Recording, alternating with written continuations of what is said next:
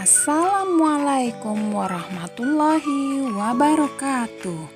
Berjumpa lagi dengan Ibu. Kali ini kita akan melanjutkan materi kita, yaitu tentang cara memfungsikan Al-Quran dan hadis dalam kehidupan sehari-hari. Nah, anak-anak, apakah kalian masih mengingat materi kita pada minggu lalu? Ingat tidak? Ingat tidak? Ingat tidak? Ingat tidak? Bagi yang mengingat, good, bagus ya. Terus pelajari. Nah, kali ini kita akan membahas tentang cara-cara memfungsikan Al-Quran dan hadis dalam kehidupan. Yang pertama, yaitu menjadikan Al-Quran dan hadis sebagai pedoman dalam kehidupan pribadi. Menjadi kewajiban bagi setiap muslim adalah menjadikan Al-Quran dan hadis sebagai pedoman hidupnya sehari-hari. Dengan menjadikan Al-Quran dan hadis sebagai pedoman hidupnya, maka dia betul-betul seorang mukmin yang akan mendapatkan keberuntungan. Sedangkan orang yang berpaling dari Al-Quran dan hadis berarti ia telah mengkhianati Allah dan Rasul-Nya.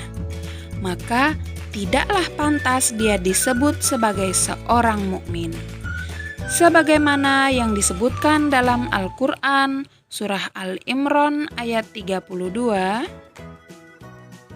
A'udzu billahi minasyaitonir rajim. Bismillahirrahmanirrahim. Qul atii'ullaha war rasul fa in tawallaw fa innallaha la yuhibbul kafirin.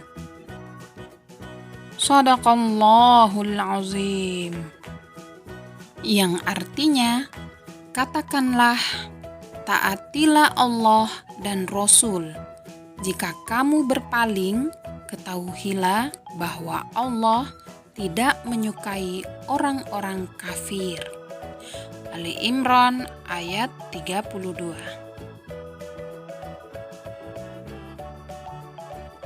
Cara selanjutnya yaitu menjadikan Al-Quran dan hadis sebagai pedoman dalam kehidupan keluarga atau berumah tangga.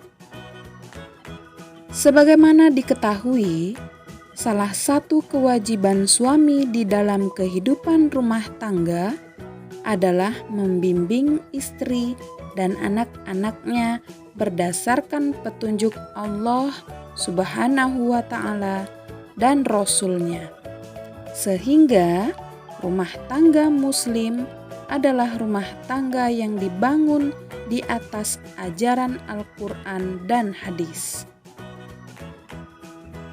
Yang ketiga, yaitu menjadikan Al-Quran dan hadis sebagai pedoman dalam kehidupan bermasyarakat.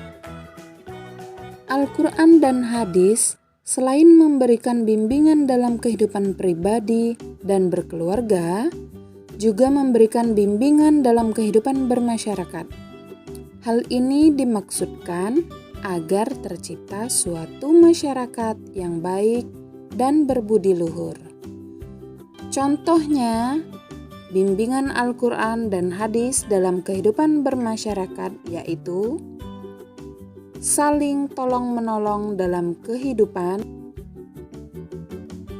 Tapi perlu diingat, tolong-menolong hanya dalam kebaikan dan tidak boleh tolong-menolong dalam hal kejahatan atau keburukan. Kedua, berbuat baik kepada sesama. Misalnya kepada kedua orang ibu bapak, karib kerabat, anak-anak yatim, orang-orang miskin, tetangga yang dekat maupun jauh, dan teman sejawat, ibnu sabil, dan hamba sahaya. Yang ketiga, mau memberi dan menerima nasihat. Sebagaimana yang telah disebutkan dalam Al-Quran surat Al-Asr ayat 1-3 yang artinya, demi masa sesungguhnya manusia itu benar-benar dalam kerugian, kecuali orang-orang yang beriman dan mengerjakan amal soleh, dan nasihat menasehati supaya mentaati kebenaran, dan nasihat menasehati supaya menetapi kesabaran. Selanjutnya, cara yang keempat adalah menjadikan Al-Quran dan hadis sebagai pedoman dalam kehidupan berbangsa dan bernegara. Allah menjadikan manusia dalam keadaan bersuku-suku dan berbangsa-bangsa agar satu sama lain berinteraksi. Telah kita maklumi bahwa antara suku yang satu dengan suku yang lain, bangsa yang satu dengan bangsa yang lain, mempunyai watak dan karakter yang berbeda-beda. Agar di dalam interaksi dapat berjalan dengan baik, sehingga dapat mewujudkan kehidupan yang harmonis, aman, dan damai, maka sikap saling menghargai antara yang satu dengan yang lainnya sangatlah diperlukan. Sebagaimana firman Allah Subhanahu wa Ta'ala dalam surah Al-Hujurat ayat ke-13 yang artinya, hai manusia, sesungguhnya kami menciptakan kamu dari seorang laki-laki dan seorang perempuan dan menjadikan kamu berbangsa-bangsa dan bersuku-suku supaya kamu saling mengenal. Sesungguhnya orang yang paling mulia di antara kamu di sisi Allah ialah orang yang paling takwa di antara kamu. Sesungguhnya Allah Maha Mengetahui lagi Maha Mengenal. Selanjutnya, cara yang kelima adalah menjadikan Al-Quran dan hadis sebagai hakim dalam menyelesaikan setiap permasalahan. Wajib bagi seorang muslim dalam menyelesaikan perselisihan yang terjadi untuk merujuk atau kembali kepada petunjuk Al-Quran dan hadis.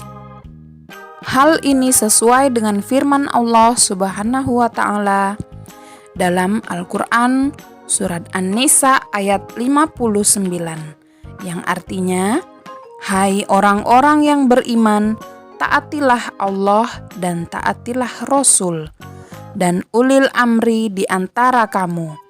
Kemudian jika kamu berlainan pendapat tentang sesuatu, maka kembalikanlah ia kepada Allah, yaitu Al-Quran, dan Rasul, yaitu sunnahnya. Jika kamu benar-benar beriman kepada Allah dan hari kemudian, yang demikian itu lebih utama bagimu dan lebih baik akibatnya. Al-Quran surat An-Nisa ayat 59. Nah anak-anak, dari penjelasan ibu tadi, silahkan kalian tuliskan di kolom komentar jika ada pertanyaan. Namun sebelumnya jangan lupa untuk mendukung channel ini dengan cara like, subscribe, dan tekan tombol loncengnya agar ibu lebih semangat lagi membuat video-video materi selanjutnya. Selanjutnya, sebagai evaluasi, ibu ingin kalian mengerjakan 2 tugas. Yang pertama, silahkan kalian membuat rangkuman dari materi yang telah ibu sampaikan. Tugas kedua, perhatikan gambar-gambar berikut ini. Gambar 1, gambar 2, gambar 3, gambar 4, dan gambar 5. Dari gambar-gambar tersebut, manakah gambar-gambar yang merupakan contoh perilaku menjadikan Al-Quran dan hadis sebagai pedoman dalam kehidupan pribadi, dalam kehidupan keluarga atau berumah tangga, dalam kehidupan bermasyarakat, dalam kehidupan berbangsa dan bernegara, dan dalam menyelesaikan masalah.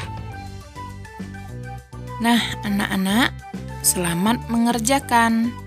Jangan lupa untuk tetap menjaga kesehatan, rajin berolahraga, dan jika mengharuskan keluar rumah, jangan lupa masker. Terima kasih atas perhatiannya. Ibu ucapkan wassalamualaikum warahmatullahi wabarakatuh.